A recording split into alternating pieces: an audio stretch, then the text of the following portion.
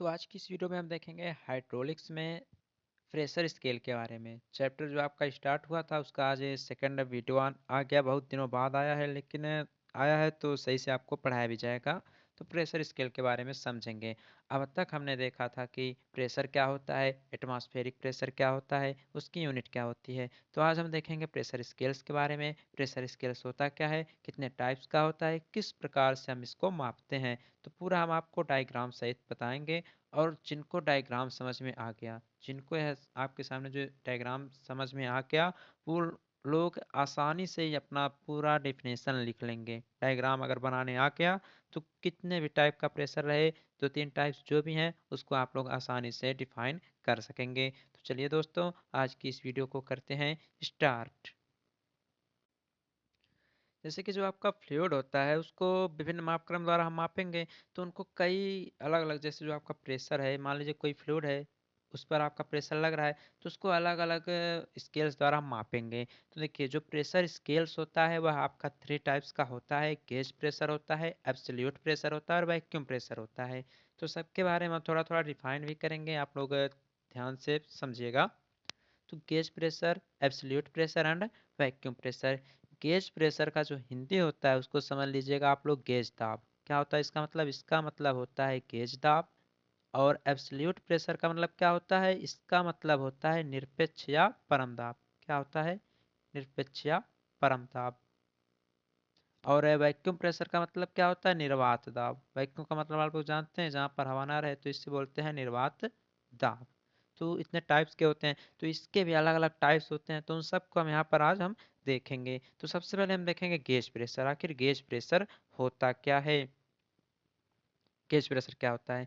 देखिए, जो gauge pressure होता है इसको हम वायुमंडलीय जो दाब होता है उसको आधार मानकर मापते हैं। मान लीजिए, जैसे कि मान लीजिए हम फिगर यहाँ पर भी एक बार दिखा रहे हैं, यहाँ फिगर ध्यान से देखिए, या मान लीजिए एटमॉस्फेरिक प्रेशर लाइन है, ये आपका एटमॉस्फेरिक प्रेशर लाइन है। तो इसी को हम आधार मानकर, मान लीजिए एटमॉस्फेरिक प्रेशर लाइन है आपका, यही आपका एटमॉस्फेरिक प्रेशर लाइन है। तो एक एटीएम बराबर कितना होता है, एक एटीएम बराबर हमने आपको क्या बताया था, होता था आपका 101.325 किलो न्यूटन पर मीटर स्क्वायर ही तो होता था। एक मानक वायुमंडलीय दाब इक्वल टू होता था 101.325 किलो न्यूटन पर मीटर स्क्वायर, या इसी को आप लोग 101.325 किलो पास्कल बोलते हैं, ये तो बोलते हैं। तो ये जो गेज प्रेशर आपका होता है, यह इसी एटमॉस्फेरिक प्रेशर की लाइन को मानकर ही इसके ऊपर मापा जाता है या तो इसके नीचे मापा जाता है। तो ये आपका आता है गेज प्रेशर के अंतर्गत है। ओके। और वायुमंडलीय दाब को जो है शून्य मानकर भी हम लोग गेज प्रेशर स्केल का यूज करते हैं। जो आपका एटमॉस्फेरिक प्रेशर है, मान लीजिए यहाँ पर शून्य है, माना हमने गेज प्रेशर को हमने शून्य मानकर भी इसको हम मापते हैं। किसको, गेज प्रेशर को। यानी वायुमंडलीय दाब को हम शून्य मानकर बनाए गए मापक्रम को हम गेज दाब मापक्रम कहते हैं। तो एक बार फिर से ध्यान से सुनिएगा, गेज प्रेशर होता क्या है। और हाँ, डिफिनेशन हम यहाँ लिखते रहे, लेकिन जो अभी आपका फिगर हम लास्ट में बताएंगे उस फिगर को ध्यान से समझिएगा तो आसानी से समझ में आएगा। गेज प्रेशर क्या होगा, गेज प्रेशर ऐसा प्रेशर होता है जो एटमॉस्फेरिक प्रेशर को बेस मानकर मापा जाता है, उसके ऊपर या नीचे। मान लीजिए एटमॉस्फेरिक प्रेशर लाइन है, इसके ऊपर मापते हैं या इसके नीचे हम लोग मानते हैं। इसीलिए कहा भी जाता है कि जब वायुमंडलीय दाब को हम शून्य मानकर उसके द्वारा जो बनाया गया मापक्रम होता है उसको हम गेज प्रेशर स्केल बोलते हैं। माना हमने इसको स्केल मान लिया कि एटमॉस्फेरिक प्रेशर है, यहाँ पर प्रेशर एकदम जीरो है, यानी यहाँ पर जो एटमॉस्फेरिक प्रेशर है हमने उसको जीरो मान लिया। इसी के आधार पर जो हम अपना स्केल बनाते हैं उसे गेज प्रेशर स्केल बोलते हैं। ओके। और इसमें पॉजिटिव भी आएंगे, नेगेटिव भी आएंगे, तो सब अभी हम आगे देखेंगे। और इसमें जो वायुमंडलीय दाब का मापन होता है अनेक प्रकार के बैरोमीटर्स द्वारा किया जाता है। पीजोमीटर ट्यूब होती है, यूट्यूब नली होती है, तो सब आपके इस चैप्टर में आगे मिलेंगे। तो गेज प्रेशर का आप लोग डेफिनेशन नोट डाउन कर लीजिए, स्क्रीन पर आपके है। और हाँ, फिगर को थोड़ा ध्यान से समझिएगा, लास्ट में अभी हम बताएंगे तो शायद आपको आसानी से समझ में आएगा भी। चलिए आगे चलते हैं। अब देखिए, टाइप्स ऑफ गेज प्रेशर हमने आपको बताया था ना कि गेज प्रेशर भी आपके कई प्रकार के होंगे या दो प्रकार के होंगे, पॉजिटिव भी होगा, निगेटिव भी होगा। तो क्या होगा, क्या होगा, देखिए पॉजिटिव गेज प्रेशर क्या होगा। हमने आपको क्या बताया, हमने आपको बताया गेज प्रेशर जो होता है एटमॉस्फेरिक प्रेशर को कांस्टेंट मानकर या शून्य मानकर उसके ऊपर या नीचे मापा जाता है, यही तो होता है। लेकिन यह दो प्रकार का होता है, एक होता है पॉजिटिव गेज प्रेशर, एक होता है निगेटिव गेज प्रेशर। तो पॉजिटिव गेज प्रेशर क्या होगा, तो पॉजिटिव गेज प्रेशर जो होता है, यदि यदि जो गेज प्रेशर स्केल पर यदि गेज प्रेशर स्केल जो है वह एटमॉस्फेरिक प्रेशर से अधिक प्रेशर को प्रदर्शित करे। मान लीजिए हमने गेज प्रेशर के द्वारा प्रेशर को मापा, एटमॉस्फेरिक प्रेशर को हमने कांस्टेंट लाइन मानकर हमने गेज प्रेशर को मापा। अगर वह गेज प्रेशर जो है एटमॉस्फेरिक प्रेशर से अधिक आता है तो वह आपका पॉजिटिव गेज प्रेशर कहलाएगा। ओके, क्या समझ में आया आपको? आपको ये समझ में आया, जब हम प्रेशर को मापते हैं गेज प्रेशर स्केल से, जब हम प्रेशर को मापते हैं अगर वह प्रेशर आपके एटमॉस्फेरिक प्रेशर यानी 101.325 किलो पास्कल से अधिक आ गया तो उसे हम पॉजिटिव गेज प्रेशर कहेंगे। ओके, तो इसको भी नोट डाउन कर लीजिए। अब गेज प्रेशर का जो सेकंड पार्ट आता है वो होता है नेगेटिव गेज प्रेशर। तो हमने आपको पॉजिटिव गेज प्रेशर भी समझा दिया, अब नेगेटिव का मतलब ये होता है जब आप लोग एटमॉस्फेरिक प्रेशर से किसी को यानी किसी प्रेशर को मापते हैं, अगर वह एटमॉस्फेरिक प्रेशर से कम आ जाए तो क्या आएगा, वह आपका निगेटिव गेज प्रेशर कहलाएगा। मान लीजिए आप लोग गेज प्रेशर स्केल से अगर प्रेशर को माप रहे हैं और वह प्रेशर आपका वायुमंडलीय दाब यानी एटमॉस्फेरिक प्रेशर से कम आ जाता है तो क्या होता है, वह आपका निगेटिव गेज प्रेशर कहलाता है। सिंपल सा एकदम डिफिनेशन है, तनिक सा इसमें ध्यान नहीं देना है। अब एटमॉस्फेरिक प्रेशर एक 1 एटीएम इक्वल टू कितना होता है सब हमने आपको बताया है। और इसका फर्स्ट पार्ट आप लोग देखिएगा, उसमें हमने आपको यूनिट चेंज करके भी बताया है कि बार में कितना होगा, किलो पास्कल में कितना होगा, सब आपको वहाँ पर हमने बताया है। जल के लिए कितना होता है, पारे के लिए कितना होता है, सब कुछ हमने आपको बताया है। और हाँ, अगर अभी तक आपने 1 से लेकर 4 तक के सभी चैप्टर का अगर वीडियो नहीं देखा है तो आप लोग चैनल पर जाइएगा, हाइड्रोलिक्स नाम से एक प्लेलिस्ट बनी हुई, वहाँ पर सभी वीडियो आप लोग क्रम से देख लीजिएगा। ओके, तो आपका पूरा गेज प्रेशर जो है वह समाप्त हो गया। अब सेकंड जो प्रेशर है वो आपका है एब्सोल्यूट प्रेशर। क्या है एब्सोल्यूट प्रेशर, वो क्या होता है उसको भी हम देखते हैं। एब्सोल्यूट प्रेशर यानी आपका निरपेक्ष या परमदाबी क्या होता है, तो बहुत ही सिंपल है। अभी हमने आपको क्या बताया, हमने आपको बताया मान लीजिए आपका प्रेशर लाइन है, सॉरी यह एटमॉस्फेरिक प्रेशर लाइन है। ओके, तो आखिर इसे आपने ऊपर नीचे मान लिया तो गेज प्रेशर हो गया, यही तो मापा था। लेकिन एक शून्य प्रेशर लाइन भी होती है जिसे आप लोग जीरो प्रेशर लाइन भी बोलते हैं, अभी फिगर में आपको दिखाएंगे।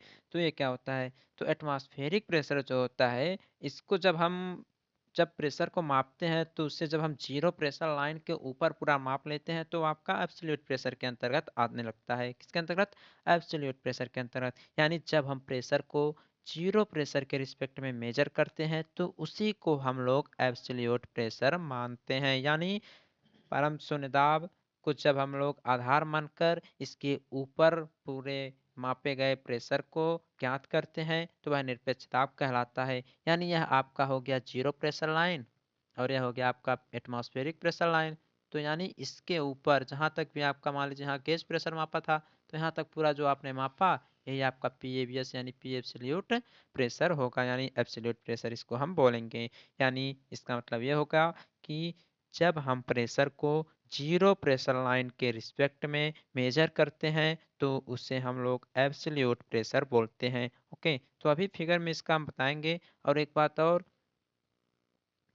इसका फार्मूला होता है absolute pressure is equal to होता है gauge pressure plus atmospheric pressure. क्यों होता है, जैसे कि आपका एटमॉस्फेरिक प्रेशर लाइन है और ये आपका जीरो प्रेशर लाइन है तो इसके ऊपर पूरा मापा जाएगा और यहाँ पर आपने गेज प्रेशर भी मापा है ऊपर। तो देखिए कैसे, एटमॉस्फेरिक प्रेशर तो हुआ ही हुआ प्लस साथ में आपका क्या हुआ, यहाँ पर गेज प्रेशर भी हुआ, तो इन दोनों का जो योग होगा, बीजगणितीय योग जो होगा वो आपका एब्सोल्यूट प्रेशर कहलाएगा। हो गया। अब थर्ड देखते हैं आप लोगों का वैक्यूम प्रेशर। वैक्यूम प्रेशर यानी निर्वात दाब, ये क्या होता है। और हाँ, यहाँ पर ध्यान दीजिए, ये जो एब्सोल्यूट प्रेशर होता है यह कभी भी आपका निगेटिव नहीं होता, यह कभी भी आपका निगेटिव नहीं होता है, इसको ध्यान दीजिएगा। वैक्यूम प्रेशर क्या होता है इसको देखते हैं। तो अभी तक आपने ऊपर देखा था, बीच में देखा था और जीरो प्रेशर लाइन से पूरा गेज प्रेशर तक देखा था। तो वैक्यूम प्रेशर क्या है, जब ऊपर देख लिया और जीरो प्रेशर के ऊपर देख लिया तो अब नीचे की बारी आएगी ना, क्या आएगी, नीचे की बारी। यानी यह हो गया आपका एटमॉस्फेरिक प्रेशर लाइन, यह हो गया आपका एटमॉस्फेरिक प्रेशर लाइन, यह हो गया आपका जीरो प्रेशर लाइन, यही तो हुआ। तो यह कैसे मापते हैं, तो देखिए वायुमंडलीय दाब से नीचे की ओर मापा जाने वाला दाब जो होता है वह निर्वात दाब कहलाता है।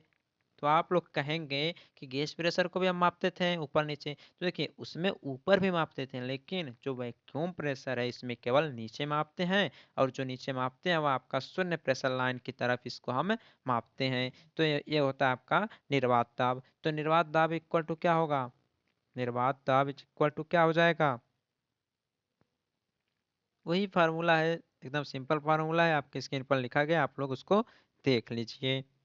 यानी एब्सोल्यूट प्रेशर इक्वल टू यहाँ पर जो आएगा वह आपका atmospheric pressure minus vacuum pressure होगा, क्योंकि यह आपका वैक्यूम प्रेशर को हम माप रहे हैं। अभी तक आपका एब्सोल्यूट प्रेशर उस कंडीशन में होता था gauge pressure plus atmospheric pressure, लेकिन यहाँ पर जो एब्सोल्यूट प्रेशर होगा वो होगा आपका atmospheric pressure minus vacuum pressure.